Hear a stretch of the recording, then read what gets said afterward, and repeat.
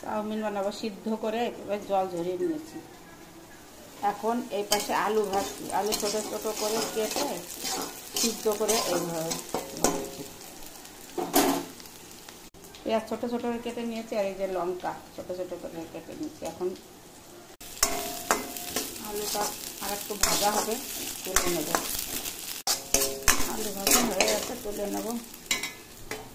সুন্দর করে ভেজে তুলে নিয়েছি। এই দেখো, এখন কড়াই গরম হয়ে গেছে, তেল দেব। তেল গরম হয়ে গেছে, এখন 3খানা পেঁয়াজ কেটে দিয়েছি ছোট ছোট করে,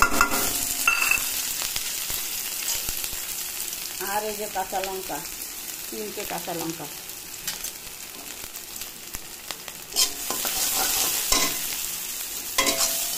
ভেজে নেব। 1 প্যাকেট চাউমিনের অর্ধেক সিদ্ধ করে জল ঝরিয়ে নিয়েছি। আর এইখানে ভাজাটা প্রায় হয়ে গেল। এই দেখো, ভাজবো, তারপর ওইগুলো দেখো তেলের উপর পেঁয়াজটা সিদ্ধ ভাজা হয়ে গেছে। পুরোটা ভাজবো না আমি। এখন এই সিদ্ধ করা চাউমিনটা দিয়ে পরিমাণ মতন লবণ দেবো, পরিমাণ মতন হলুদ দেবো। হলুদ না দিলেও হয়, অনেকে দেয় না, আমি একটু দেই কালারটার জন্য।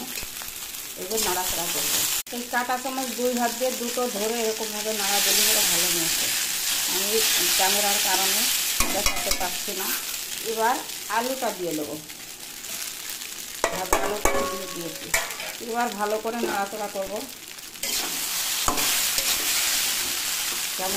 টমেটোটা দিয়েছি, আমি নাড়াচাড়া করবো হলুদভাবে। ধনের গুঁড়ো আর জিরের গুঁড়ো যে দিয়ে দেবো। শুকনো লঙ্কার গুঁড়ো থাকলে দিবে, আমার কাছে নেই, এখন আমি দিতে পারলাম না।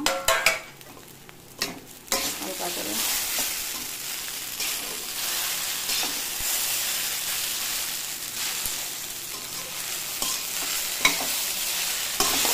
লাইটের কারণে পড়ে নি। লাল লঙ্কার গুঁড়ি পেয়ে গেছি, একটুখানি দেই, কারণ কাঁচা লঙ্কার গুঁড়ি দিয়েছি। যে মশলা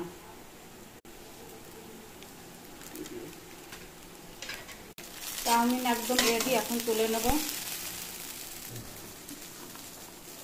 সবজি চাউমিন একদম রেডি।